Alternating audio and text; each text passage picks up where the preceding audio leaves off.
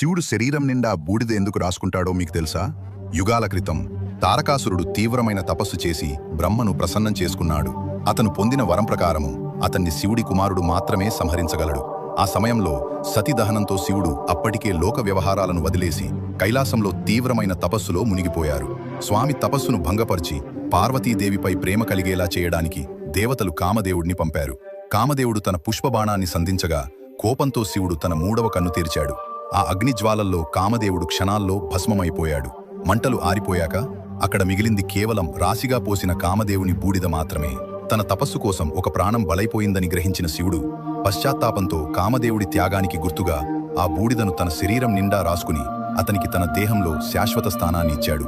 అంతేకాదు, ఈ ప్రపంచంలో మనం మోహించే అందం, అనుభవించే భోగాలు, గర్వపడే శరీరాలు ఏదో ఒకరోజు మట్టిలో కలిసి బూడిద కావాల్సిందే అని ఒక కఠినమైన సత్యాన్ని చాటాడు. ఫ్రెండ్స్, హరహర మహాదేవ అని కామెంట్ చేయండి.